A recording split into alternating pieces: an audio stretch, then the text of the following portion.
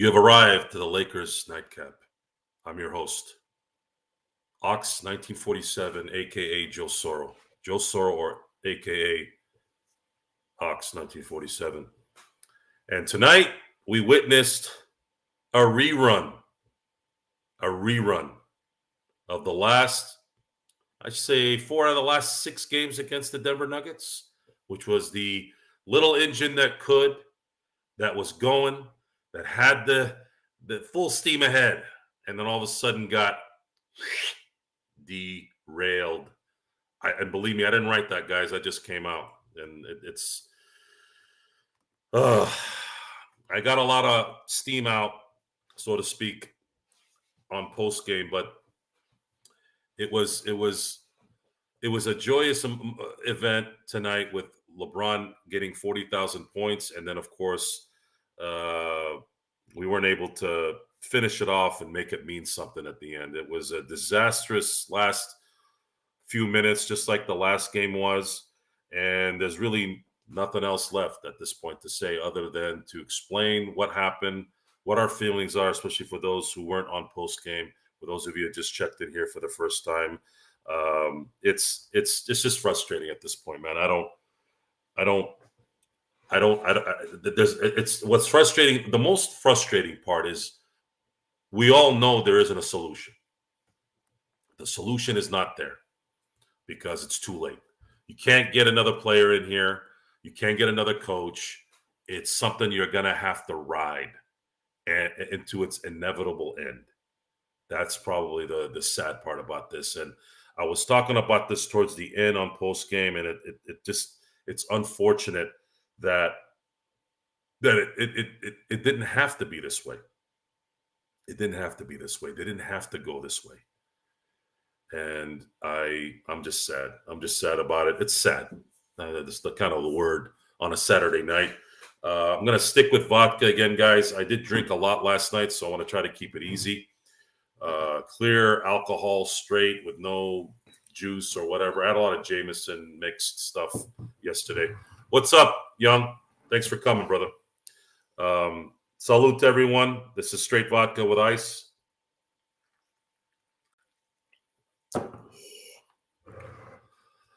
Well, Murray plays well against us. I didn't expect him to shoot 100%, but the guys were still in the game, even with him doing that. There wasn't the reason they lost. They lost because they didn't put the best lineup when it mattered, and they didn't control the tempo during momentum shifts. That's the whole point of that prime time slot, which is that last 5 minutes. How do you adjust to certain things at that time? What happens with that Dingaling is he just hopes that LeBron can bail him out.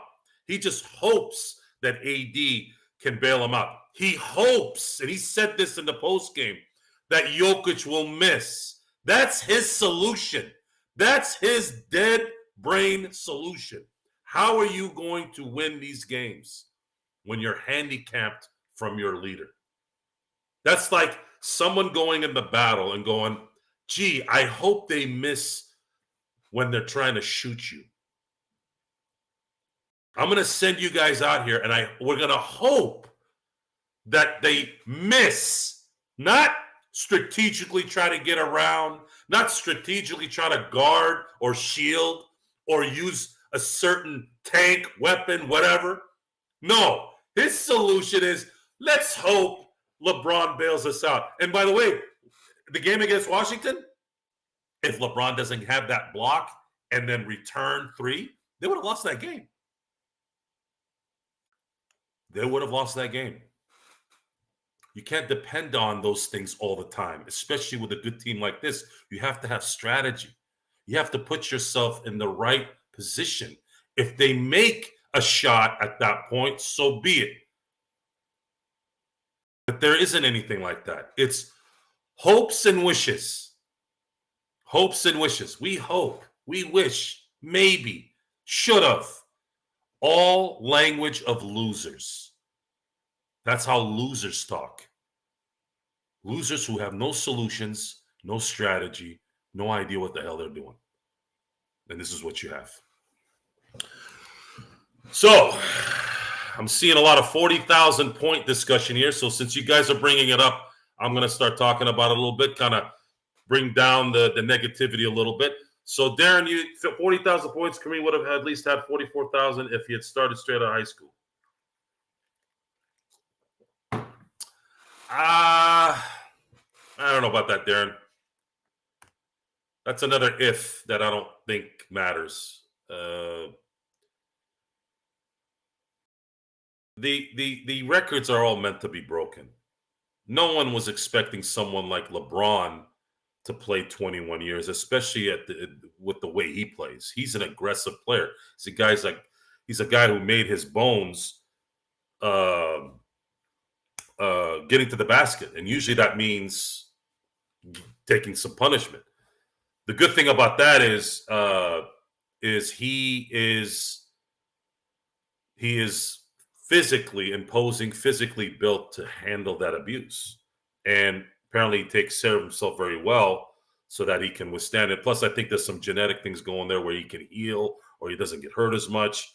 That all plays into it. It really does. I've heard that he has an impeccable diet, and I've also heard he doesn't.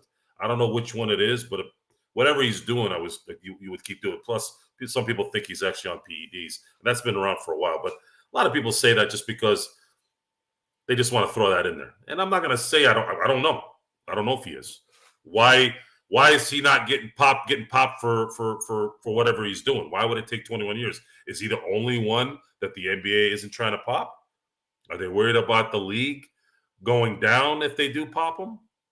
Maybe not. I don't know.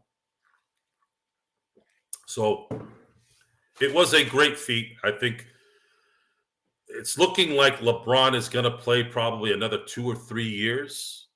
So that number is probably going to end up at either 42 to 40, somewhere between 42 and 44,000. If you look at that, it's going to start looking like the John Stockton assist record. John Stockton played 19 seasons, I believe. 19 seasons from 1984 to 2003. Yeah. 19 seasons. He had 15,000 plus assists. I don't think anybody's going to catch that. I think the next best guy is, I think, at 11,000, maybe 10,000. I'd have to look at the hey, Porsche, how you doing, hon? Nice to have you here. But LeBron, yeah, you're talking almost, you're going to start getting into that Ricky Henderson stolen base record distance where you're going to need to steal like 100 bases for 20 years to catch up to him. So if we're looking at it, let's say LeBron ends his career with 43,000 points. Let's just say 43, right? So a good season of scoring is 2,000. That's like elite. You're probably playing 75 games. You're scoring 25, 30 points, whatever. So you would have to play 21 and a half years scoring 2,000 points. 21 and a half years scoring 2,000 points each year to catch him at 43,000 if that's where he ends up. I think that's probably going to be in 30, 40 years when players start getting enough medicine where they can play for 30 years. Or maybe it gets soft enough where you can't even breathe on anybody, kind of like in the NFL. And then people will start averaging 35 and 40 points. I mean, we've already seen some of it, right? We've seen how you have very good players dropping 60, 70. Some great players, obviously. I think Jokic has, Luka Doncic has he's a great player. He has a chance to be one of the best, dropping 73. So, yeah, it is what it is. Records, we don't know. I don't know if I'll be around when that gets broken, but I'd say maybe down the road. And that's about it. But it was a great achievement. And I want to give props to LeBron. Here's a drink. Salud. For those of you who came in late, this is straight vodka on rocks. Nightcap always has a nightcap. Sometimes I have some Hennessy. Sometimes I might have some gin. I haven't had gin on this show yet, but I do have gin at wherever I have drinks with friends and family. I have had rum. I got drunk on the show with Gerald drinking rum, and it was a little easier on the body. Rum can get you messed up, but it's not bad. I also had 6 shots of tequila. It was this 99,000 Auras one. Nothing big, easy tequila, not too shabby in terms of kind of aftertaste. And I handled it pretty good. I thought I was going to be a little tipsy, but I had a nice clean buzz. Joe, are they considering bringing back hand checking? No, they're not. They will never bring up hand checking, and they'll never get rid of the zone. Yeah, it was because I was slurring my language that day. I could feel it happening. I'm like,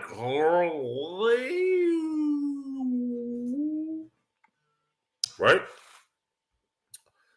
Yeah, no dice. Not going to happen.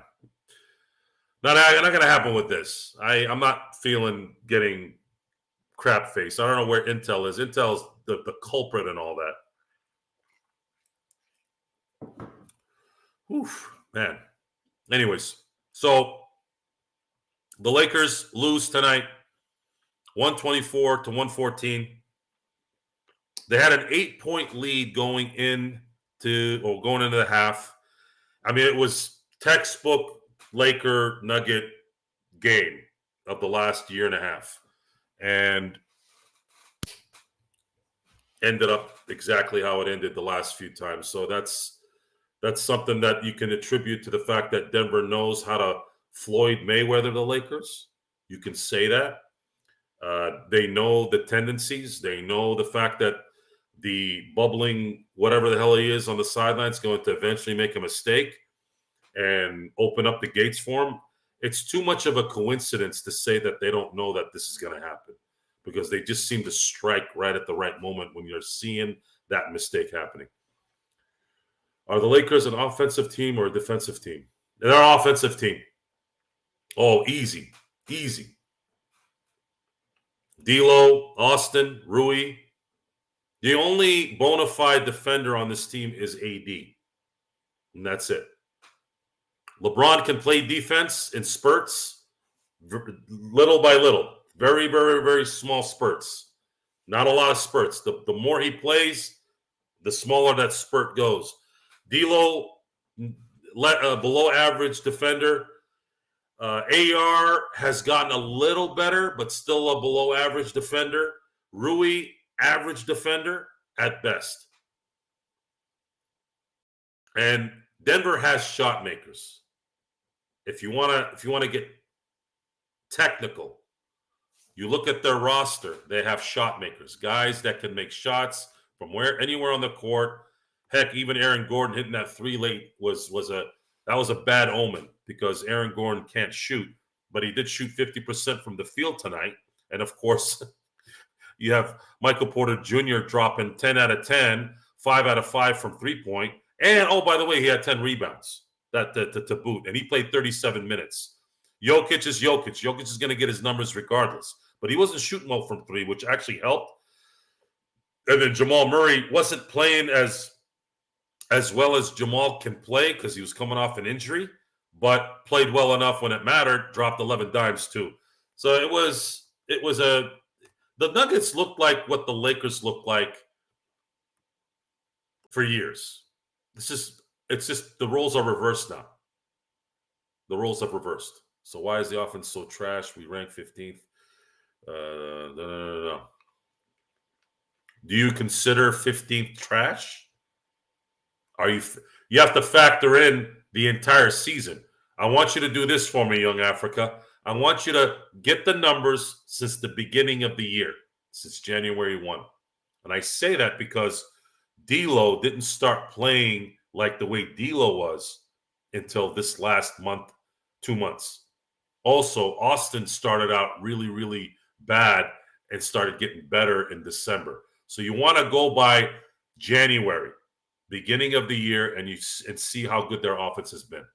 That would probably be a more accurate assessment of what their offense is right now. Magic was a winner. Magic will always be more favorite basketball player. LeBron's lift isn't what it once. LeBron looked good tonight, by the way. His speed was good. He was getting to the basket. It's just he didn't get any help. And maybe they were trying to do that. Maybe they were just trying to let him do his thing a little bit, keep everybody at bay. Either way, when it mattered most, the Lakers couldn't stop anybody. The players that were in when they were in shouldn't have been in, and they weren't able to take advantage when they did have a little bit of a run or a lead. I thought the Austin Reeves three-pointer when they went up 3 late, I thought that should have been the time where they made a run. That was the time when they should have subbed in D'Lo and allowed him to get back in there and then spread that sucker, get the ball down low to AD, or move that sucker until you get the D'Lo or Austin to hit the open shots. But they didn't do that. And unfortunately, the Lakers lost 124 to 114. And this is, I believe, I got to look at the schedule here. Let's see. Where are they? So they're going to play. Let's see. Where are we here? So they've lost one. I believe they played Denver 3 times this year. I think this is the last one. They're not playing Denver 4 times this year. So Denver, they lost February 8th. They lost the opener, and then they lost tonight. Yeah, they only played Denver 3 times this year. So the Lakers have lost 7 games in a row since last year, including obviously the playoffs. That's not good, especially considering right now the Lakers are pretty much guaranteed to be the 10th seed at worst. They're going to be the 10th seed. The 11th place team is too far behind. I believe they're about 4.5 games out now. I don't see them making up that much ground in 20 games. It's very hard to make up that much. And then they're going to have to win 2 games, one likely against probably Golden State, and then the other is going to be either Dallas or Sacramento, depending on how New Orleans plays the rest of the year. But it's going to be a task. And then should they win those 2 games, they will get the 8th seed. And if they get the 8th seed, looking at the top of the standings right now, Minnesota is at the top, and they're up 2 games. Or I should say they're tied in the loss column with the Oklahoma City Thunder. And Denver is 1 game behind them. I'm going to go out on a limb and say that Denver is going to make a run here and probably get the top seed. They get the top seed, and the Lakers can somehow miraculously win those 2 games in the play-in. They're going to face Denver in the first round. The question will be will they get swept or maybe be able to steal a game after that? That's going to be the question there. Porter is mid against everybody. Yeah, for some reason, Michael Porter Jr. plays up against the Lakers. He is actually one of the main reasons why the Lakers lost last year in the playoffs. As good as Jokic was, as good as Jamal was, it was Porter and a little bit of Aaron Gordon covering certain aspects of the game that made them lose it. But that's what role players are supposed to do. And Michael Porter Jr. is paid like a star, who understands his role, who can actually play. That's a dangerous opponent. The reason why that particular opponent is dangerous is that person does not have ego get in the way. Because Michael Porter very well could be that guy. He could be that guy that says, hey, I want to be the man. I can do anything here. But instead, he's considered the third option, and he is a deadly third option. He could be a good second option in a lot of cases. But he takes the role of the third option, and that's what helps Denver win games. So, he doesn't like the Lakers for some reason because he doesn't miss when he plays against the Lakers. And he literally didn't miss tonight. He is a two-way, not a regular player. We talking about the new acquisition of Harry Styles? I found that out last night while I was celebrating my birthday. Porter rarely tries to do what he can't do. And that's a smart player, Sean. Don't do what you don't have to do. Do what you're good at. Open shots, mid-range. Might not be good unless you're playing the Lakers. It is what it is. You have, and you can't stop that. And it's understandable. But What we're asking, at least I'm asking, to put your players in the best position possible. Put them in a position that enhances what they do well. And if they don't do something well, let's say you give them a shot. I said this in postgame. If you wanted to test this Cam Reddish thing, could you have done it for a few minutes and then go another way? Please? Can you do that? It wasn't working. So put back the guy that can actually spread the floor on the other side, at least go tit for tat on offense, which was going on pretty much the first 3 quarters. Go with what brought you into this game. Instead, you decided you want to play defense. You still weren't stopping them, and then you handicapped your offense by taking one of your best shooters, your best shooter. D'Angelo was the best three-point shooter since the beginning of the year. Young, Africa. Go look at those stats. I'm sure you're probably looking at it now. That's why you haven't commented in a while. I'm assuming you're researching. If you research from the beginning of the year, it's already been said, at least from a couple days ago, I don't know today, he has been the best shooter from beyond the arc in the NBA. And the Lakers offense has been playing very well recently. As a whole in the season, yeah, they're in the middle part for the whole season, but I'm talking about right now. What's up, cool bro? How you doing, bro? Robert Wheeler, how many teams in the West do you give the Lakers no chance of beating in a 7-game series? For sure, Denver. If Anthony Edwards is playing the way he's supposed to, Minnesota would beat us, although I think that would take 6 games. The Lakers have a shot against Oklahoma City, even though I wouldn't be surprised if they beat us in 6. But I think because of their youth, I could see them upsetting them. The Clippers, until they win when it matters, really, with the talent they have, I wouldn't mind facing them in the first round. But I don't think they're going to I think they're going to probably be in the 4th seed. I think that's starting to look like that's where they're going to be. And that might be a good thing for them because if they play, let's say, Phoenix or New Orleans, I think they match up very well against those teams and they can take those guys out in the first round.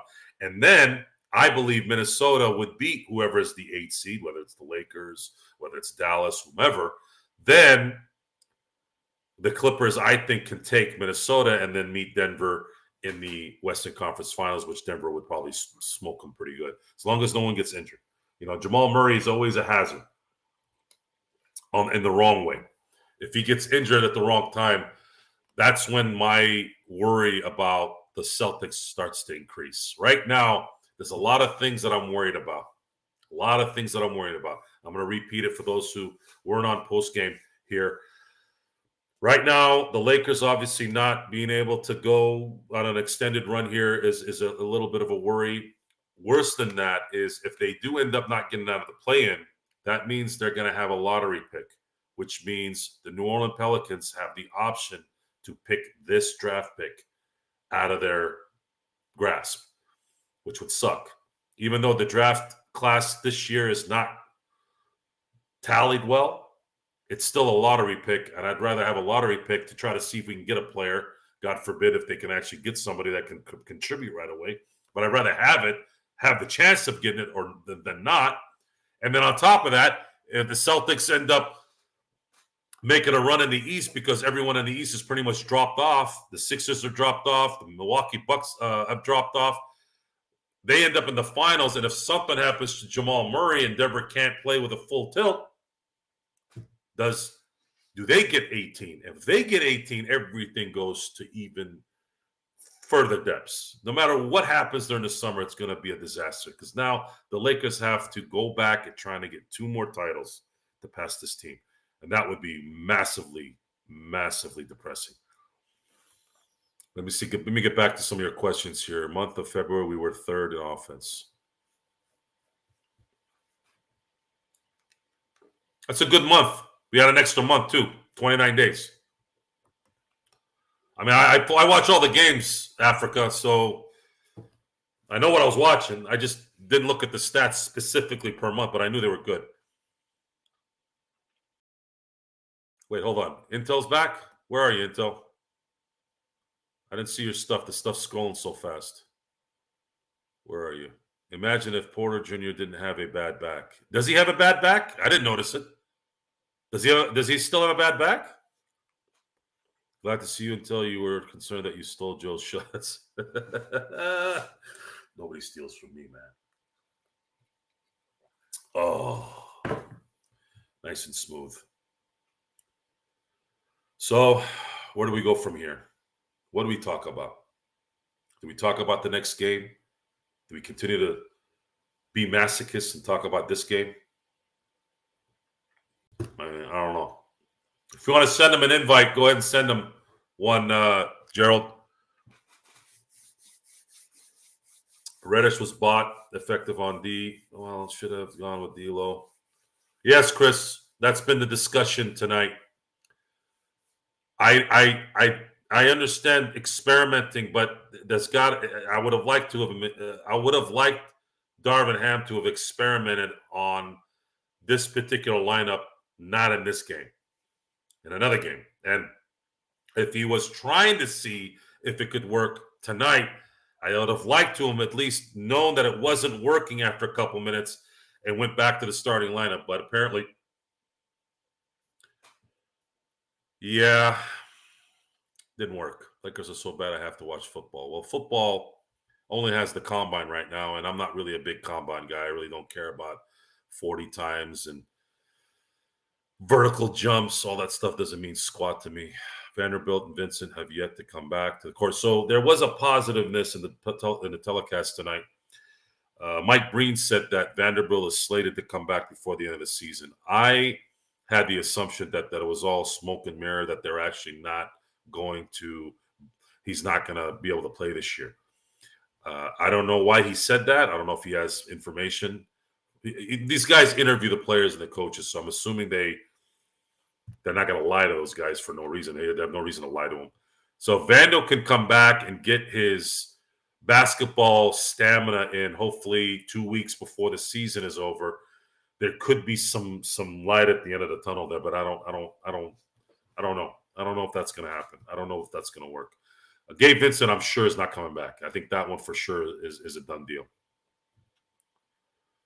Don't let the rain on your parade. Man, it's been raining here again. It's been raining on our parade literally everywhere. I can't work in the rain. I have an outside business. Joe, LeBron recently compared the Lakers to the Steelers because they always have to struggle to win games. That's a pretty good comparison. You know what the Steelers and the Lakers have in common? Which is hilarious because they had those team assessments where people got A's and F's and B's, grading their facilities, grading family things and all that. They gave Tomlin an A. They're put, where there's coaching, A. They gave Mike Tomlin an A.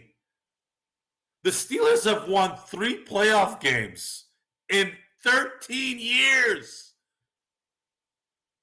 13 years.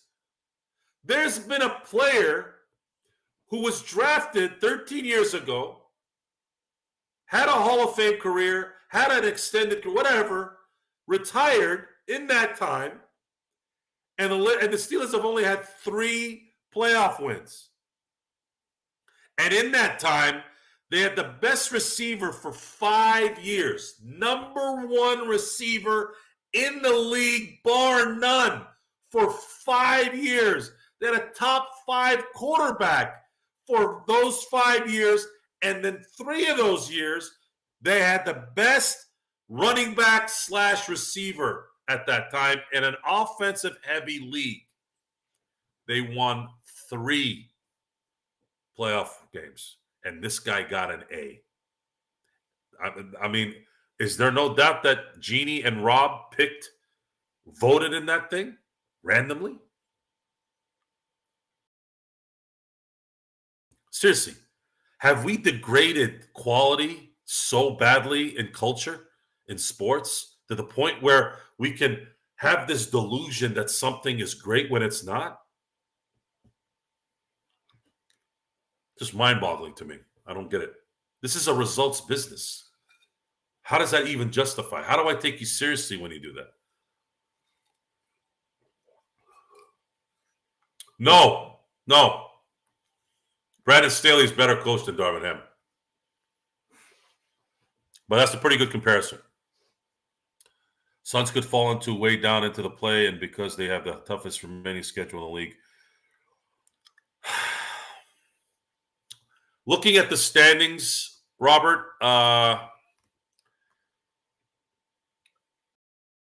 they're tied with Sacramento right now in terms of the loss column. Dallas is one game behind. Yeah, I could see this. I could see the Suns dropping into the play-in for sure. But the Pelicans could drop down too. If Zion gets injured randomly, that thing can go down. Right now, the only 4 spots that are done are the top 4, and it's going to be either Minnesota, OKC, Denver, or Clippers in some order. And then the remaining 6 teams will flip-flop however they do, although I do think the Lakers are probably going to be stuck at the 10, one way or the other. Just ask Jeeves. Is that site still up, by the way, Jeeves? Is your site still up? Jeeves, Cool Bro is a 15-year-old kid who tends to go off topic, so don't mind him. We like to answer some of his questions every once in a while.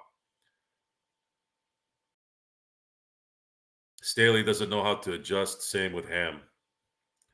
Well, the reason why Ham is worse is because you only have to adjust off of 5 players, where Staley has to deal with 11 on the offense, 11 on the defense. You get the point. Staley and Ham both fold down the stretch, too. Oh, boy.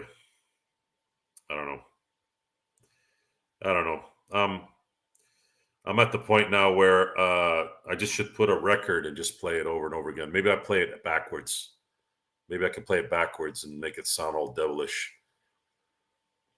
The next coach, God help us, the next coach has to be someone that truly is someone who you're like, this guy is going to be amazing. Otherwise, you're done. And you got to bring that guy in, and you got to sit him down. If LeBron comes back, AD's obviously going to come back, and those guys really need to connect, especially with AD. Can you find a coach that can make AD more valuable? I'd say that's the first question I would ask in the summer. LeBron is going to be LeBron. But can you make AD? Can you do what Mike D'Antoni, because no one knew who the hell Mike D'Antoni was back in 2005, right? No one knew.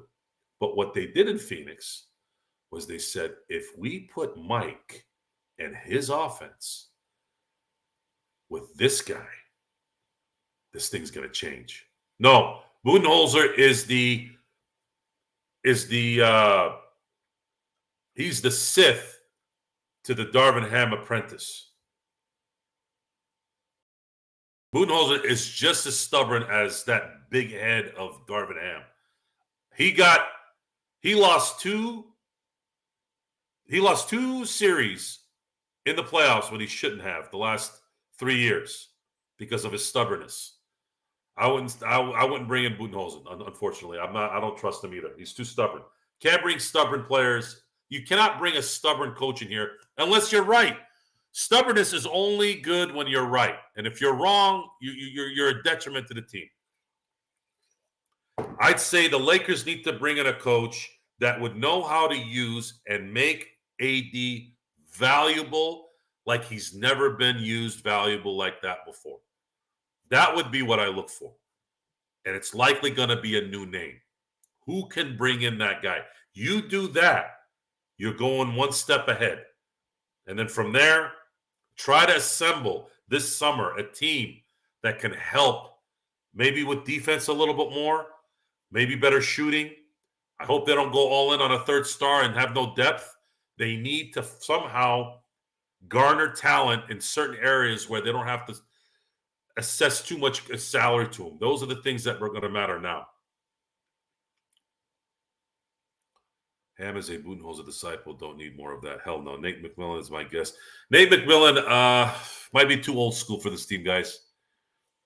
I think he's always worn out his welcome because he kind of holds people accountable too much. But I would say this. If they had fired Ham in January and brought Nate McMillan, I think they'd be in a better spot. just because I think he's a better coach either way.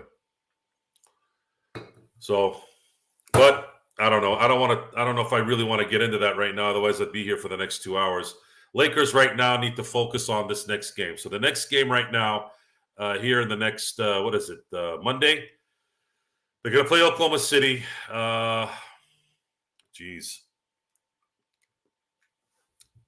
Oklahoma City. I don't know. I'd like to think they can do something here. Maybe. I don't know. Maybe.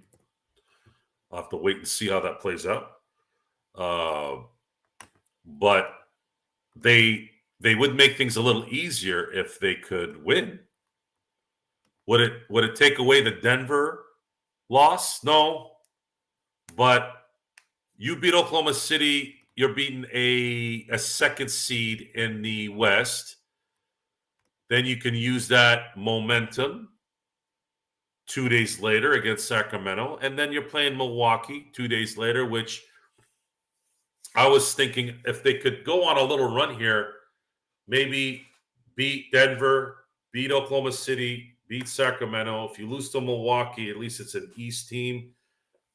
Beat Minnesota, lose to Sacramento, left at Sacramento. Win against Golden State. Then you have Atlanta and Philadelphia, which I think, they should win, especially if they played like they did tonight.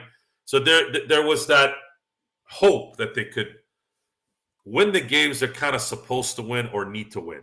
The West games, home games. You lose the one on the road against the West team. Okay, I kind of get that. 7-3 was the number I thought of the next 10 games. And, we're going to have to hope and wish. Yay. Bloodhound, it doesn't matter what Jeannie wants at this point. You screwed up again. You bring Darvin Ham back next year, and you will not win jack shit. Actually, you won't win shit. Jack shit is maybe a little bit better. You won't win anything. It's over. You pay him those last 2 years, and you go find someone. And I'm talking about you better do your damn research, man. You better bring in the right guy. This team needs a competent coach. And there are plenty first-year coaches that win titles. Nick Nurse, Steve Kerr. So don't tell me, we need a veteran coach. No, you need a competent coach. You have enough talent on this team, especially if LeBron comes back next year playing like this, which it looks like he will. Still got AD that's playing young. Rui's going to play better. AER is still young. D'Lo, that's going to be the question there is what talent are the Lakers going to bring in this summer? And what current roster player are they going to have to trade to get this next player or whatever? It's going to be a lot of work. Guys, I don't think the Lakers want Rondo in LA. Rondo's too much of a head case. Plus, Rondo would get tuned out very quickly. Rondo's a beast. He's a no-nonsense guy, and the pansies these days in the NBA, I don't think can handle a Rondo unless he seriously adapts to it. OKC Monday night, Spencer said he noticed how everyone plays above their head against the Lakers, what to do. It shouldn't have mattered tonight. The Lakers were playing really well. All they had to do was make a couple of tweaks when it mattered, and they would have won this game. No, Jason Kidd's not a good coach either. No, the Lakers need they need a 2024 coach that knows what the hell he's doing and how he can utilize this roster. Someone who really knows how to coach. Fans will not revolt, Bloodhound. They might go outside the crypt and do whatever, but they'll still come to the games. They'll still pay the money. We'll still watch. They got us by the nuts. Well, the legal part, yeah, Sean, to some degree. But more than that is it's him. He is, I don't like overusing the word old school, but he just does not he has no middle low ground. He's a high ground guy. He will continue to be Rondo. Not everybody can handle being chastised. You know, it's just not. It's not. It's not in the. Not in the. It's just not in the books, guys. It's just not. And I don't know if I really want to think about what's going on this summer at this point. Or what coach, and I don't think Rondo's going to be the solution, anyways. SJA, you know, I've noticed when the Lakers play Shai Gilgeous, I don't see him dominate as much. I don't know if it's a Laker thing. I don't know if I'm maybe looking at it wrong, but Oklahoma City doesn't really scare me. If the Lakers are to get lucky, should they, let's say, get out of the play-in and face Oklahoma City, I think that might be their best bet. Young team, up-and-coming team. There could be a little bit of a chance there, much more than Denver and much more than Minnesota in my eyes. I would like to play the Clippers, at least make it interesting. Lakers wouldn't have to travel. They'd have home court advantage the first round. Ease up a little bit on the travel. They could have a shot. Would be very entertaining. Would probably be one of the highest rated series in the NBA this year, probably more than even the finals. Unless, of course, it was the Lakers-Celtics finals. Playoff Rondo was much better than regular season Rondo. You know, in that run that they had in 2020, Rondo had a lot of regular season Rondo during that trip. It's just that he would make up for it even more in game 3, game 4, when he sucked in game 1 and game 2. It was almost like back and forth on that one. Very good. He dropped 40-plus on the Heat with Wade and LeBron. Boy, man, I remember that series. I think those would have been a nice game. You know, Intel, that's the guy I wanted. That's the guy I wanted. And I think had they held on to to Vogel one more year, and let's say they fired him a year later, Nurse would have been open. The question would be, would have Nurse come here? I think he would have. Quinn Snyder, good coach. I'd rather have Quinn Snyder than Darvin Ham. Whether it would have worked, I don't know. I'd like to think he would. Udoka would have been good. Yeah. God, you know, I don't know, guys.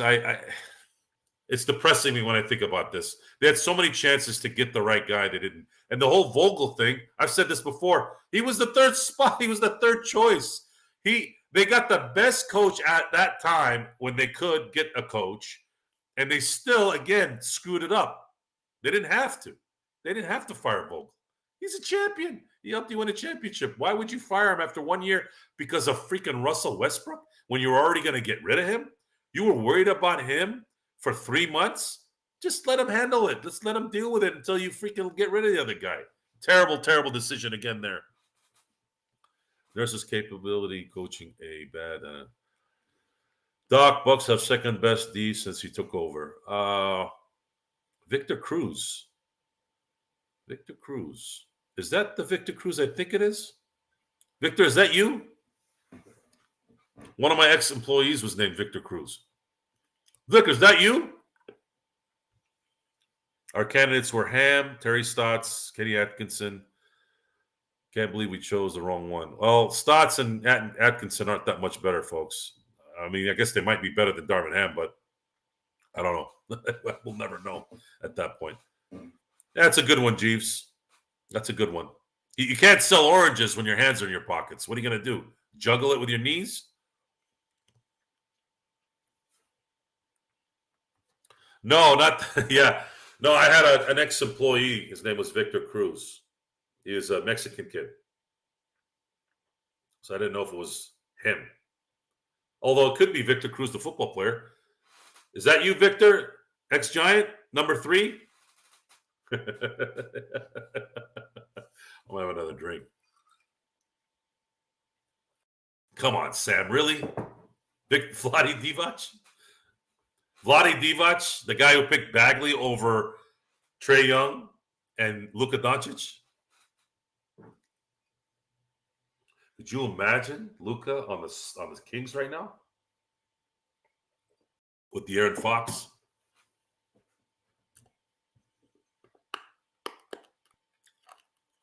So you're not You're not the Victor Cruz I know. Okay. Happy birthday, bro. Thanks, 805. I appreciate it, man. My birthday was last night. We had a dinner, family dinner, hung out, ate a lot. My God, I ate a lot last night. Got home, had a few drinks, and passed the hell out like around 11 o'clock. So, nice, easy birthday. I'm 46. I don't feel 46. Although I do heal less quick these days. Really the one thing I do notice. Keep on drinking, though. Joe, B-Day boys still celebrating. Yeah, my birthdays usually last for the weekend. Although this weekend's been different. A lot of my buddies have been out of town, so I haven't had a chance to do stuff. What did you eat? My cousin owns a restaurant in Menifee, California. It's not too far from Temecula. It's called Savage Chef. So if you guys are in the area, I highly recommend going there. My cousin was taught, and he went to culinary school in New York. Worked at the Wolfgang Puck industry in Vegas. So he's brought a little bit of New York and Vegas to this little suburb town in the middle of what they call the Inland Empire, which is east of LA and east of Orange County. And food is there. I'm not saying this because he's my cousin. I mean, food is freaking amazing. Absolutely amazing. There's nothing on the menu that doesn't taste good. Joe, what presents did you get? I got a $100 bill from my in-laws. Balloons, cards, and a lot of hugs, and a lot of birthday wishes. I don't know. I have everything, folks. I don't need it. I have everything I need in my life, guys. Believe me. So again, I thank you all for the birthday wishes. I'm hoping I'm here for a while. Hopefully, I can get to 47 and beyond here. Oh, Sam, you do? Oh, sweet. Where do you live, Sam? What part of Menifee? New Menifee or old Menifee? Money make a woman heal faster than Wolverine. Oh, you're not going to pull that stuff now, then, Dante, are you? You're not going to fall into that trap with that stuff, are you? I'm tired of playing defense. Guys like, we just clog the paint.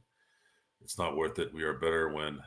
Yeah, you are an old Menifee. Yeah, so, Sam, you go to... I'll answer your question here, 805, or your comment, I should say, and question. Go to... So, it's off Newport. You're not too far from it. Get on the 15 South, exit Newport, turn left. Go to the Living Spaces strip mall, and it's to the right. It's to the right of the Living Spaces there, and then his name is Chef Dylan. His last name is Soro, just like me. It's my first cousin. Go over there, tell him I know Joe Soro. He'll hook you up. And if I'm in town, or if you want to get together, let me know. We'll head on over there. Ask Jeeves. This is too easy. Let me get back to 805's question. So I'm tired of playing defense, guys, like Cam Vander, who just clog up the paint on offense. It's not worth it. We are better when we can trade baskets. What do you think? Well, tonight would have been a good idea to just stick with what was working, which is what they did. They were trading baskets until they decided that they wanted to play defense. This is why the anger was so vicious after the game. Why would you change up the program? Roll with what was working. Roll with what was working. Why change it up? Why experiment now? You can't stop them, so run with them. Play offense like they're playing offense and see who wins. But unfortunately, we can't have nice things. We can't have nice things against this team. I don't do stripper stuff, cool bro. Even going to one, I don't do that stuff. I mean, I've gone to them, but I'm not a really big fan of those things. A little too dirty for me. I just heard that saying, "Pimpology girl gets Nathan from me." I don't even know what that means, Dante. What is this? Is that from some kind of hip hop song? Our winning streak was playing or non-defensive guys like Reeves and D'Lo, and we were just scoring lots of points. A person who takes off their clothes.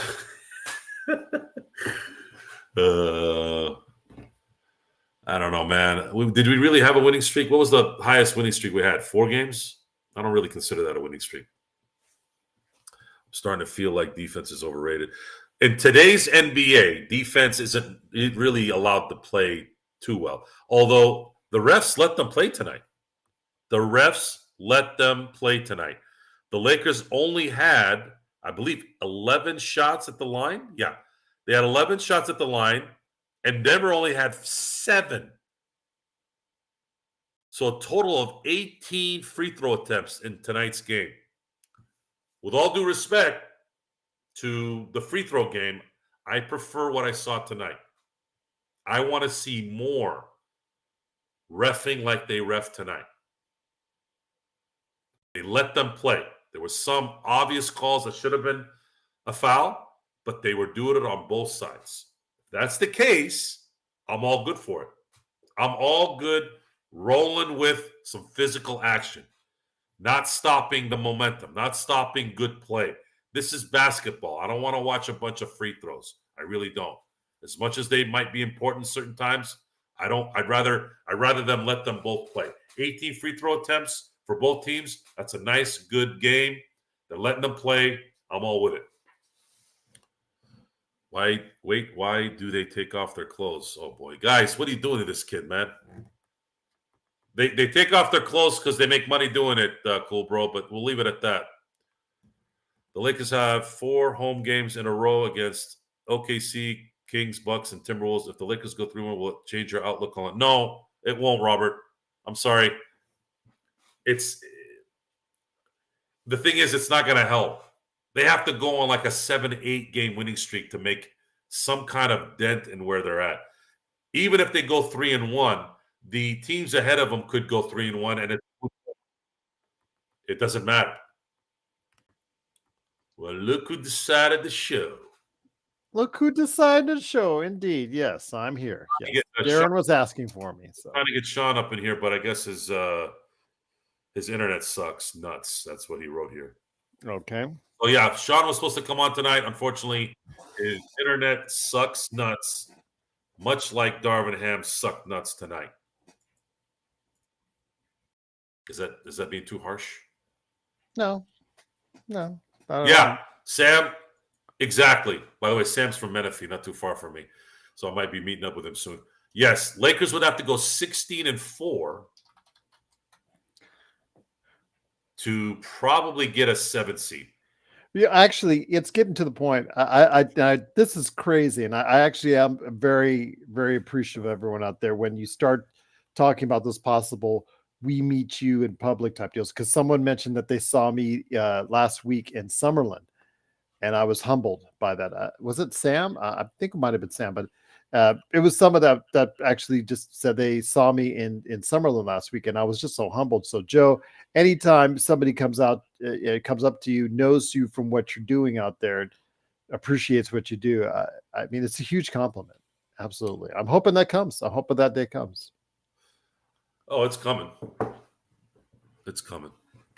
And you're gonna get to a point one day where you're like, I'm just trying to watch a movie. I'm just trying to eat my triple-decker hamburger with cheese fries and my Diet Coke. You got to take it in stride. I don't think I'd ever get tired. What about when you did the wing challenge? What if somebody comes up to you if you want to do another wing challenge? Hey, Joe! The wing challenge, I wouldn't say I wouldn't do it again. Okay. I had a good time. I thought Buffalo Wild Wings were the perfect hosts.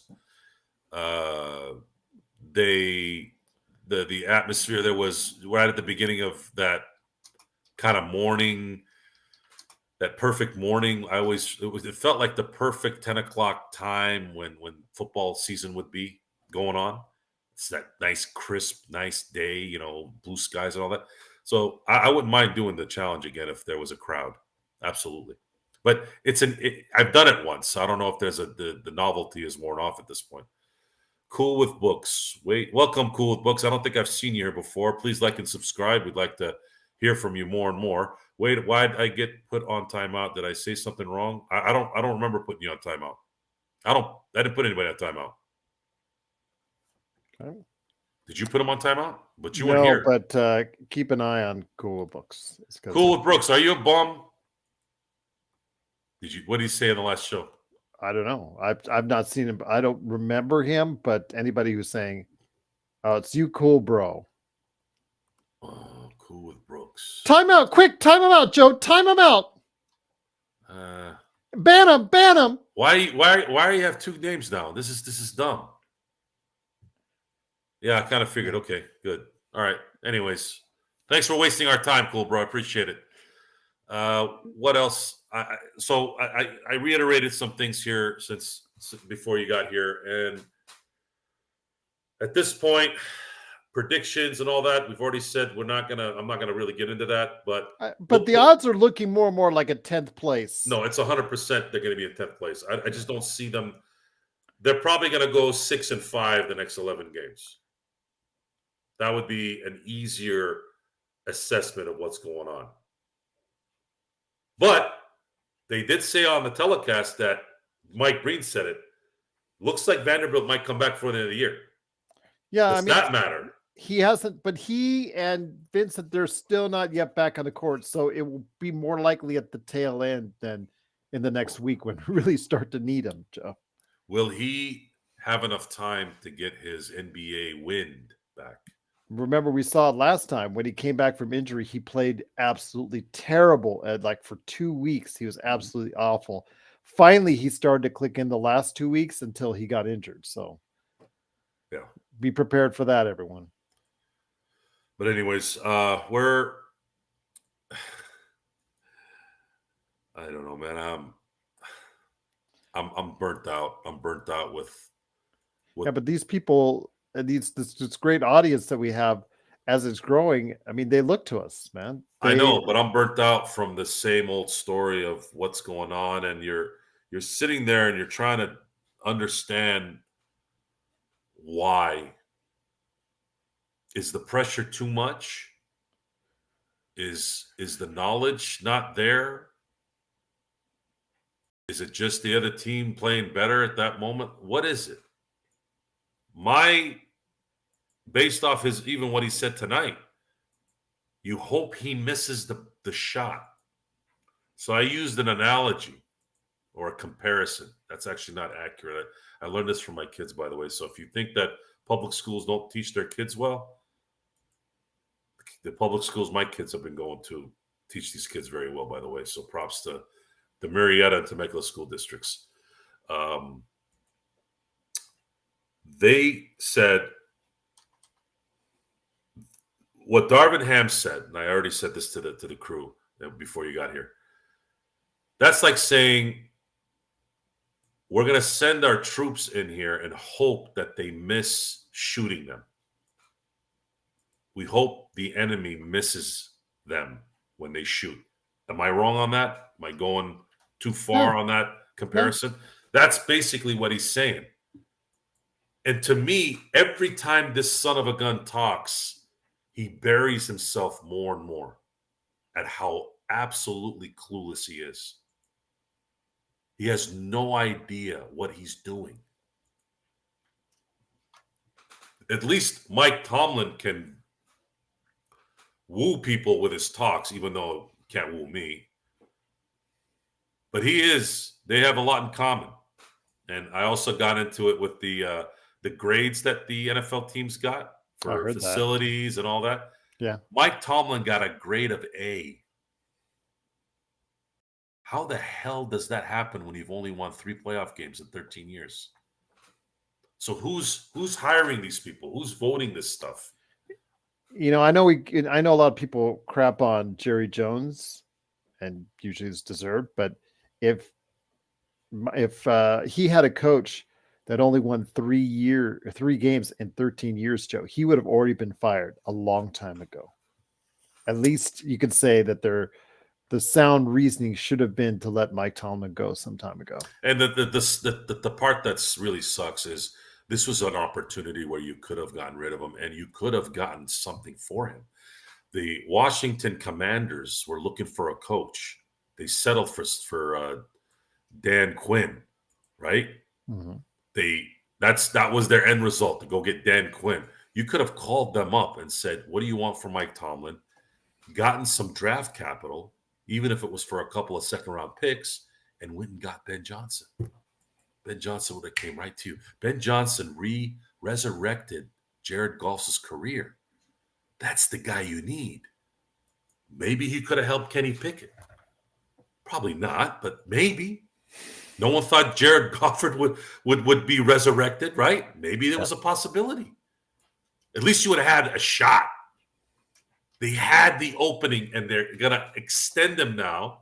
And now you're going to go back to the same old BS. Trying to do the same thing over and over again and hoping for a different result, and it's tragic. So with that, I want to thank everyone for joining me here. Again, I know we had a lot going on Postgame. I want to thank everybody for joining us on Postgame. We got a pretty big crowd. Thanks for those who transferred over to the Nightcap. Gerald, thanks for coming in here at the last leg. I'm got a little bit of a drink here, but I'm feeling pretty good.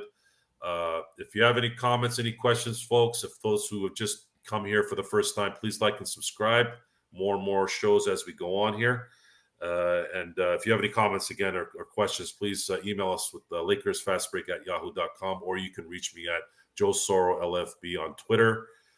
You can reach me at SinBlades_turf on Instagram, or you can just somehow tell me you want to talk to me here, and then I can send you a link. But until, let's say, Monday against Oklahoma City, we'll be lounging around, having a good time. Tomorrow's the day of rest. Nothing going on. We might have maybe a little bit of a Laker weekend. We'll find out. But until then, or I should say until next time, we'll see you next time.